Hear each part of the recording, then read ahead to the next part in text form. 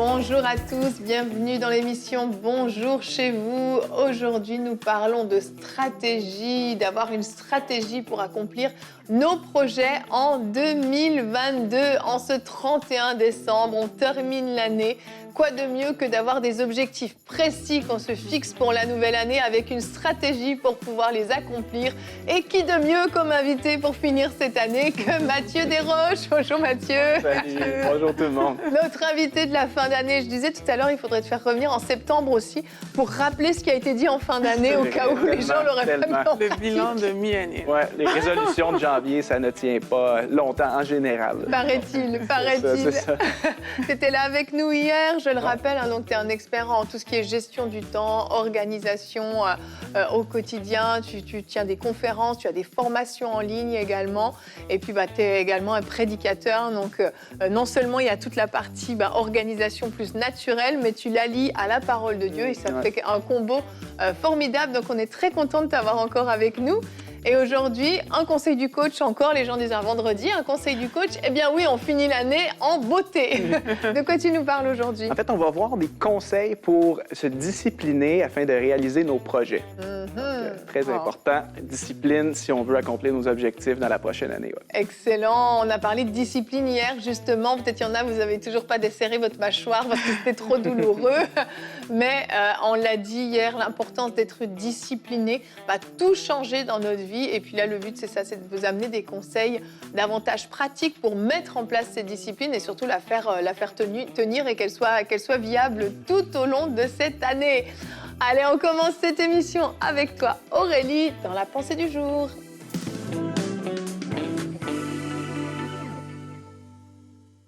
Alors, comme vous l'avez bien compris, on parle de discipline, on parle de stratégie aujourd'hui. Et j'aimerais vous lancer un défi, c'est de noter sur une feuille de papier, vous pourrez le faire juste après l'émission, vous notez ce que vous voulez voir arriver dans votre vie en 2022, dans différents domaines. Et vous mettez aussi à côté les moyens que vous vous donnez pour y arriver. Alors, ça peut concerner plusieurs choses, hein. Il y a des questions que vous pouvez vous poser. Quelle valeur est-ce que je veux avoir dans ma famille, par exemple, en 2022? Est-ce que je veux plus d'amour dans ma maison, de la joie, etc. Quel type de pensée je veux développer? Est-ce qu'au niveau, par exemple, de mon caractère, je veux avoir plus d'audace, je veux avoir plus de courage? Quelle percée est-ce que je veux avoir dans ma relation avec Dieu? C'est autant de questions qu'on peut se poser. Est-ce qu'il y a un niveau de revenu ou d'épargne que je veux atteindre cette année?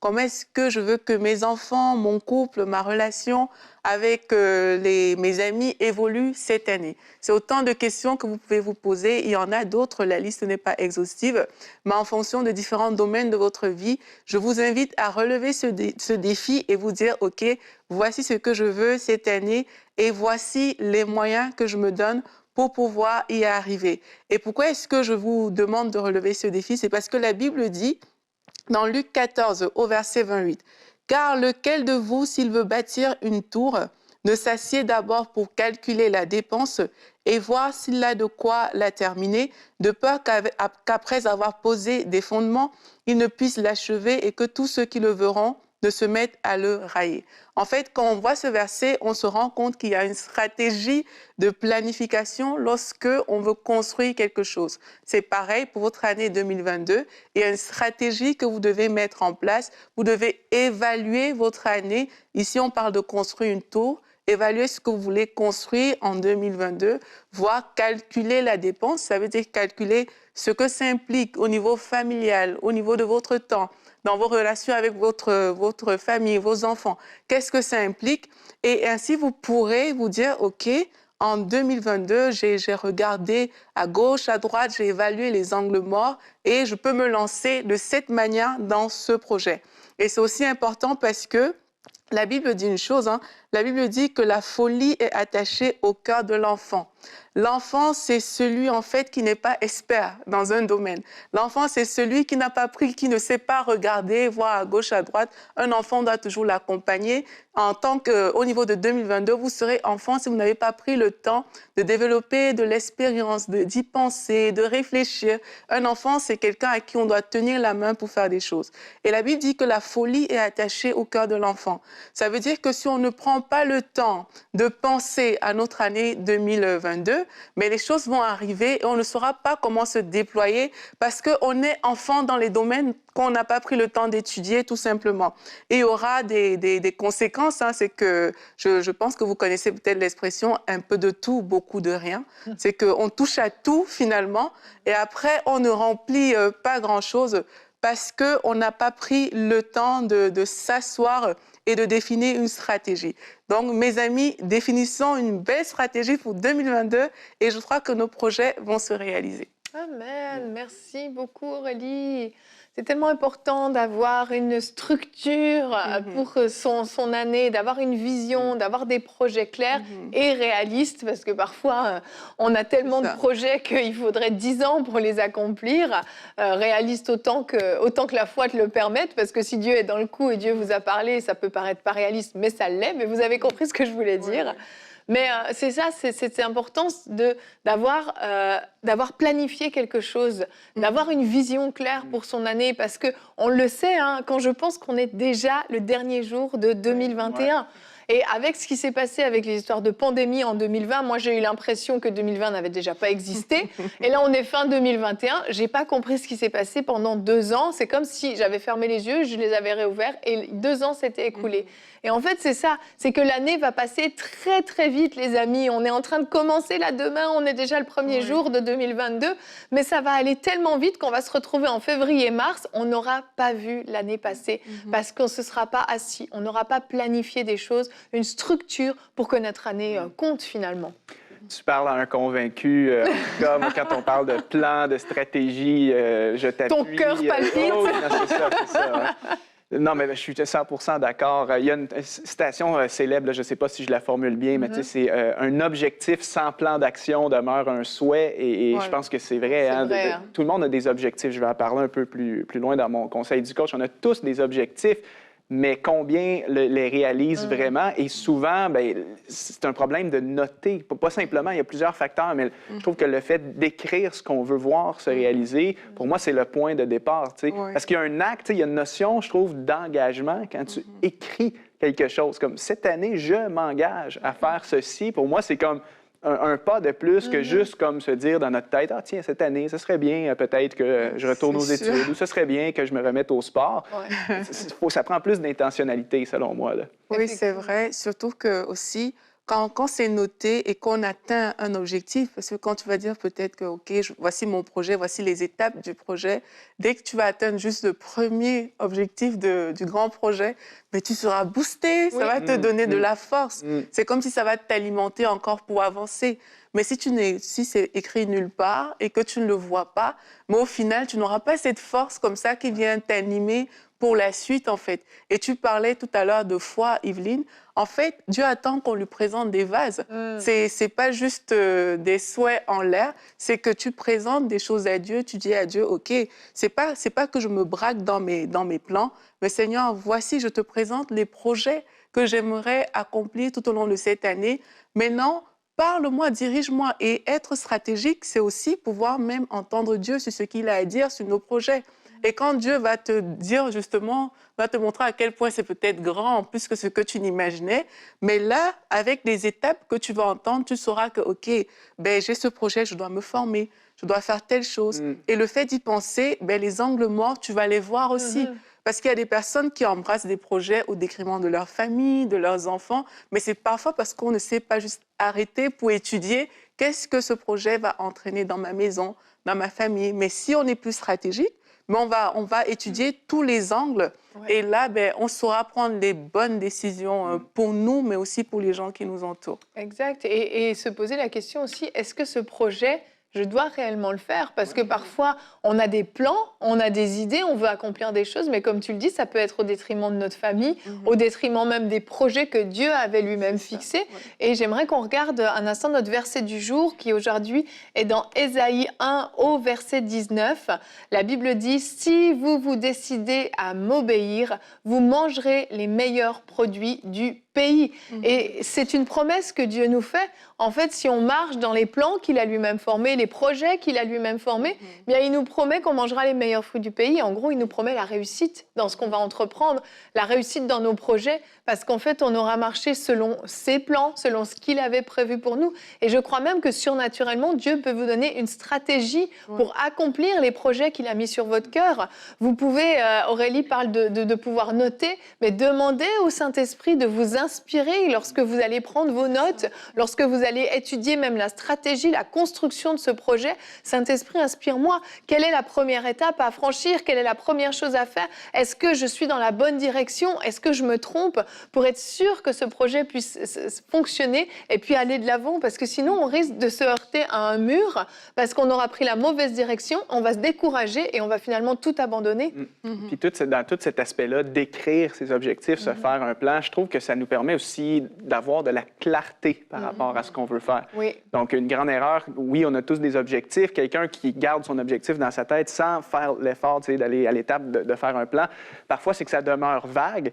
Tandis que quand tu as un plan et que justement, en prière, tout ça, tu viens définir, OK, bien, voici les 8 étapes pour parvenir à réaliser mon projet. Automatiquement, c'est comme pour moi un guide qui te prend un petit peu par la main tout au long de l'année.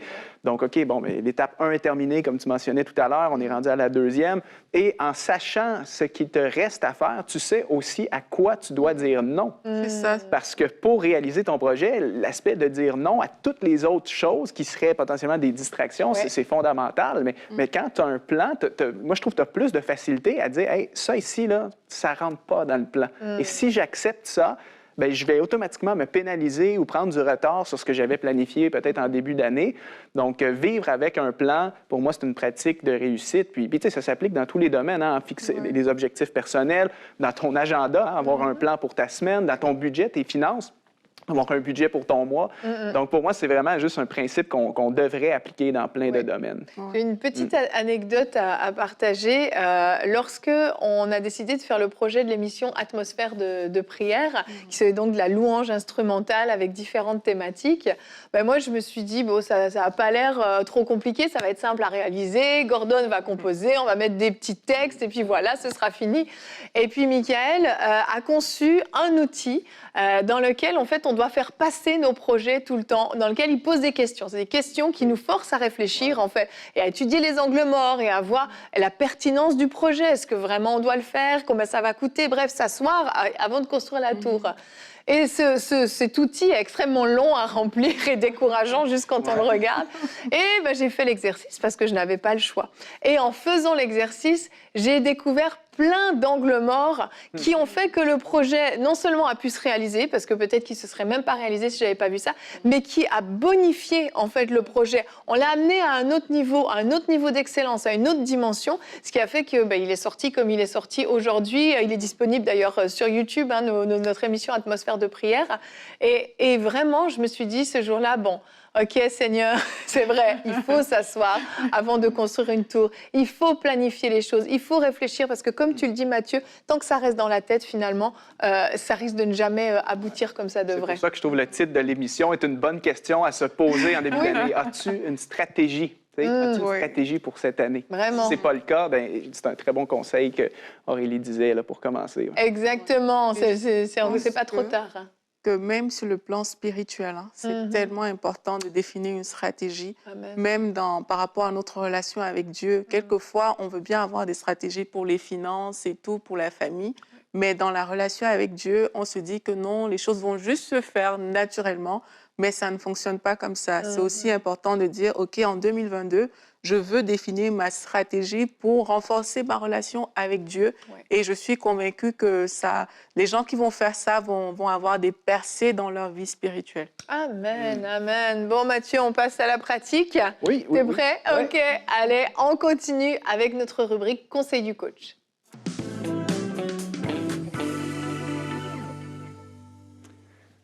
Alors, conseil du coach, on va voir ensemble des conseils, en fait, pour se discipliner afin de réaliser nos projets. Bon, on a mentionné autour de cette discussion l'importance de se fixer des objectifs. Et à ce niveau-là, je pense que la majorité d'entre vous avez des objectifs. Si on regarde les statistiques, beaucoup de gens ont des objectifs. Bon, il y a des gens qui ne vont pas l'écrire, donc déjà, c'est un point de départ. Commencez par l'écrire, évidemment.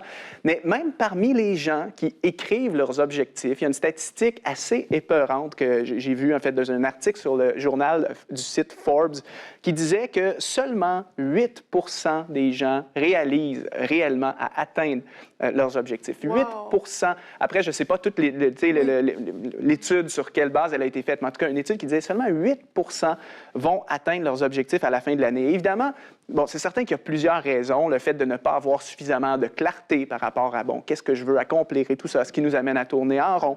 On peut avoir peut-être le côté où est-ce que, bon, on avait mal évalué l'ampleur du projet, un peu comme tu disais. C'est comme moi, je pensais que ça allait me prendre 3 mois. Finalement, c'était 6 mois de travail. Ça m'est déjà arrivé quand je voulais écrire mon premier livre, que je m'étais dit, bon, tiens, je vais écrire un livre en 3 mois. Finalement, ça m'a pris 1 an. Donc, parfois, ça peut être une des raisons.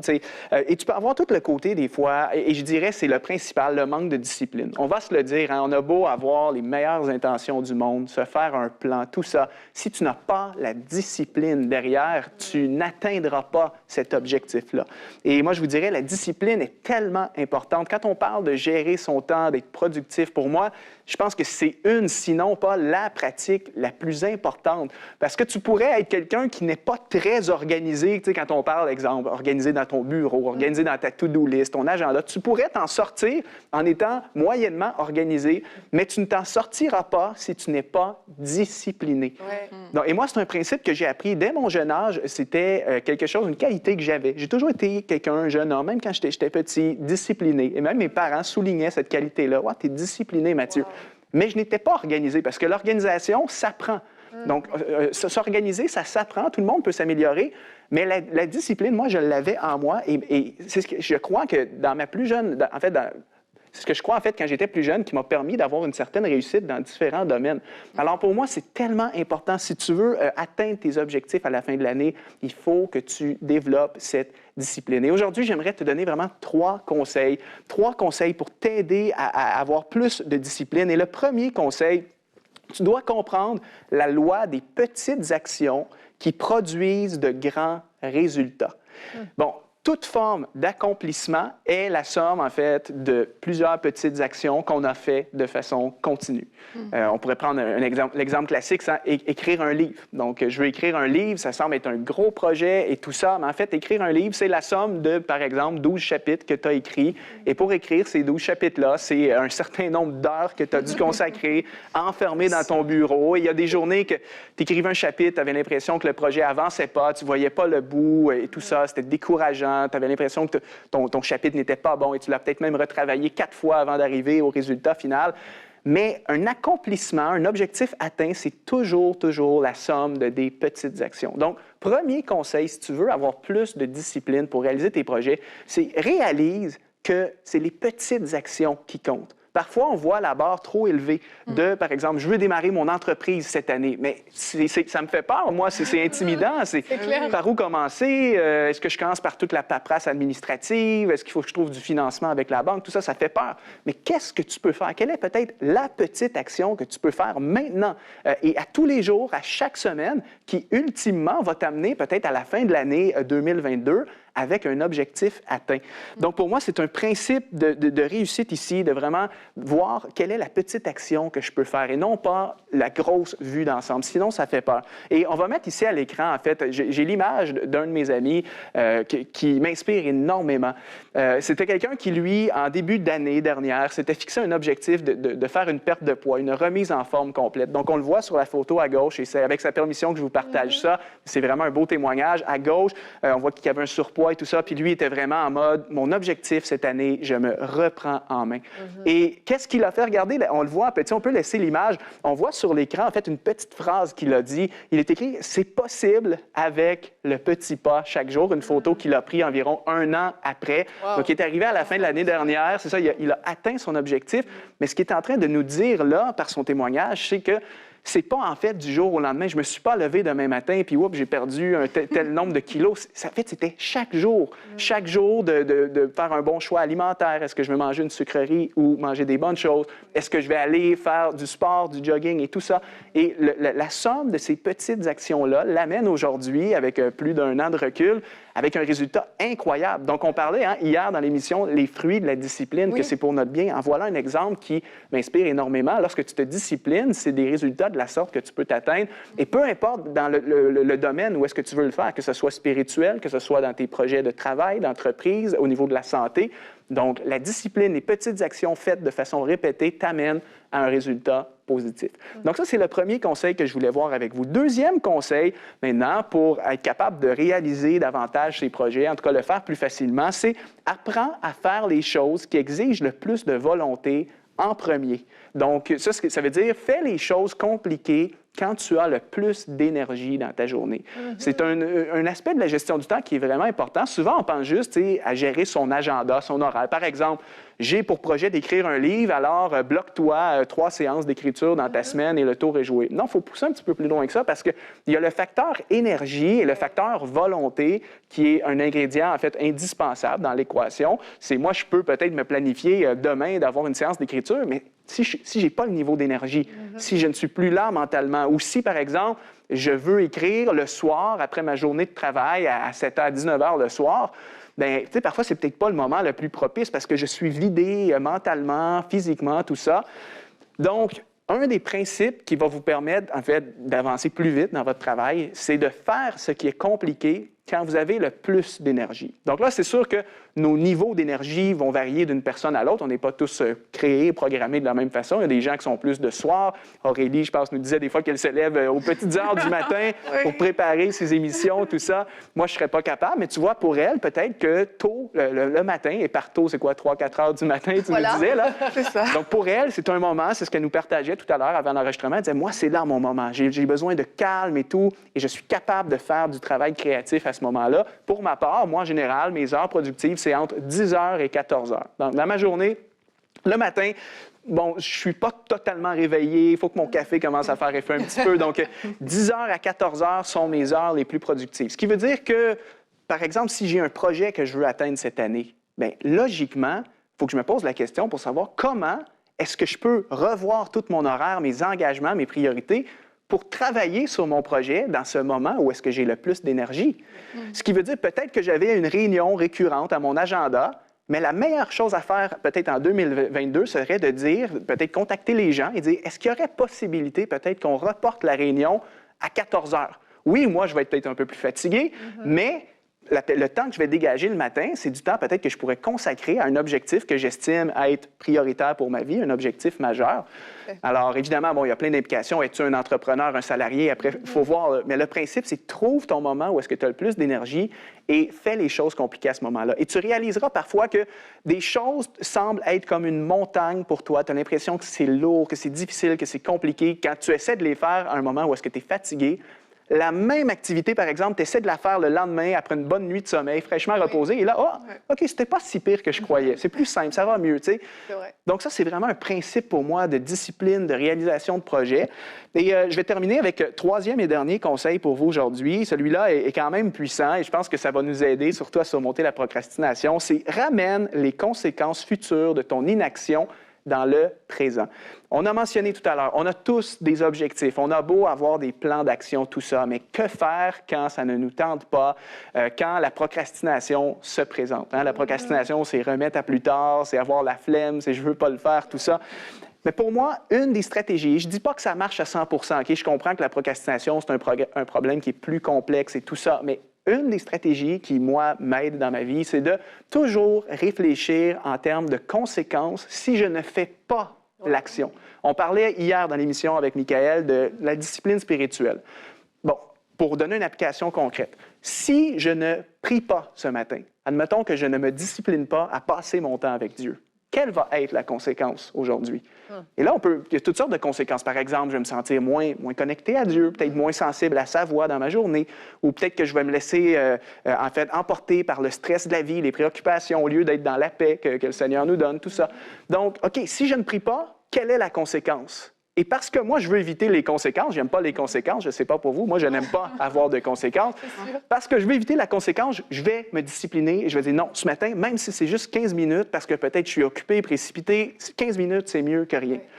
Au travail, disons que ça ne vous tente pas, vous avez un rapport à rédiger au boulot, votre patron attend ça, tout ça, et vous savez que vous devez absolument le faire d'ici, par exemple, lundi matin prochain. Et là, vous aviez prévu faire ça vendredi après-midi, mais bon, ça ne vous tente pas, procrastination, vous êtes fatigué, tout ça. Et là, vous auriez envie de procrastiner et de remettre ça, en fait, à une autre fois. Quelle est la conséquence si tu ne rédiges pas ton rapport maintenant? La conséquence dans cet exemple-là, c'est que si tu ne fais pas ton rapport le vendredi après-midi, par exemple, peut-être que tu vas devoir travailler là-dessus ce week-end parce que ton patron en avait besoin pour lundi matin. Donc, il y a une conséquence. Ça semble être inoffensif de se dire bon, ben j'ai pas envie de le faire, je remets ça à un autre moment, mais en fait, ça veut dire que tu vas peut-être être obligé de travailler le week-end. Résultat, impact sur ta vie familiale, impact sur ton temps personnel, tes loisirs, tes passions, peut-être tes engagements à l'Église, tout ça. Donc, il y a toujours une conséquence lorsqu'on ne fait pas ce qu'on devrait faire. Et ça, il faut y penser. Si tu n'avances pas sur ce fameux projet, cet objectif que tu sais que tu dois faire, dans le pire des cas, la conséquence qu'il va y avoir, c'est que tu vas arriver à la fin de l'année prochaine avec des regrets de ne pas l'avoir fait et peut-être avec un sentiment de « bon, j'ai encore gaspillé une autre année de ma vie et je n'ai pas réalisé ce projet-là qui était sur mon cœur ». Donc, pense aux conséquences. Ramène toujours les conséquences futures de ton inaction dans le présent. Et imaginez dans la vie, si les conséquences étaient instantanées. Disons, exemple, tu ne vas pas au gym, à la salle de sport aujourd'hui, bouf, tout de suite, tu prends 1 kilo. Crois-moi qu'on irait à la salle de sport, tu comprends? Donc, malheureusement, la vie ne fonctionne pas comme ça. Parfois, on ne voit pas les conséquences tout de suite, mais pour moi, j'aime vraiment penser à cet aspect-là de conséquences. J'aime ramener la conséquence à moi et tout de suite, je me dis non, je ne veux pas, je la veux pas, cette conséquence-là. Donc, je me donne un petit peu un coup de pied et on passe à l'action. Donc, écoutez, c'est ça que j'avais pour vous. Alors, en résumé, très rapidement, on réalise que la discipline, c'est vraiment la clé du succès. C'est ce qui distingue ceux qui vont atteindre leurs objectifs de ceux qui ne les atteindront pas à la fin de l'année. La loi des petites actions, faire les choses qui exigent le plus d'énergie en premier, les choses qui sont compliquées quand on a de l'énergie et ramener les conséquences de notre inaction à maintenant. Excellent, voilà. Merci beaucoup Mathieu. Comme on dit, il y a cette expression par rapport aux conséquences qui dit « pay now or pay later ». Exactement. Paye maintenant ou paye plus tard. Et moi, je rajoute même avec intérêt. Généralement, ce qu'on va payer plus tard, ce sera souvent plus cher. Sous pression. Tu ne fais pas le truc maintenant. Tu te retrouves, exemple, les étudiants qui ne font pas leurs travaux d'avance vont se retrouver la veille de l'examen à faire une nuit blanche. Donc, tu payes plus cher parce que là, tu es sous pression, manque de sommeil, stressé. Et après, tu es épuisé pendant des jours. Tandis que si tu l'avais fait quand tu devais le faire, tu aurais pu le faire de façon un peu plus paisible. T'sais. Exactement. On a tous des idées en tête où on a payé plus cher avec intérêt. Oui, c'est ça.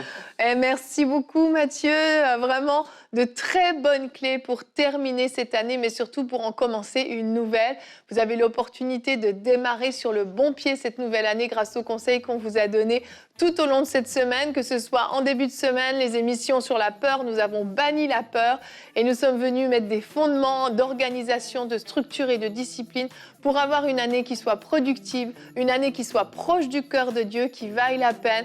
Vraiment, je vous encourage à pouvoir mettre en place tous ces conseils. Et je vous rappelle qu'on se retrouve ce soir. Nous avons une émission spéciale à 22h sur MCI TV. Ce sera diffusé également sur YouTube. Pour tous ceux qui n'ont pas de réunion en église, nous avons notre veillée de prière spéciale 31 décembre. Jusque vers les 1h du matin, nous serons avec vous pour traverser cette année, arriver en 2022. En ayant prié, en ayant passé du temps de qualité avec le Seigneur. On aura des temps de louange également avec Jean-Jean. Une belle soirée qui nous attend. Donc, on vous donne rendez-vous dans quelques heures sur MCI TV. Merci encore, Mathieu, d'avoir été avec nous. Je te souhaite déjà une très bonne année 2022. Merci. Productive. Bonne année à toi aussi, Aurélie. Et bonne année à vous tous qui allez nous suivre ce soir ou si on se retrouve la semaine prochaine. Une très bonne année 2022.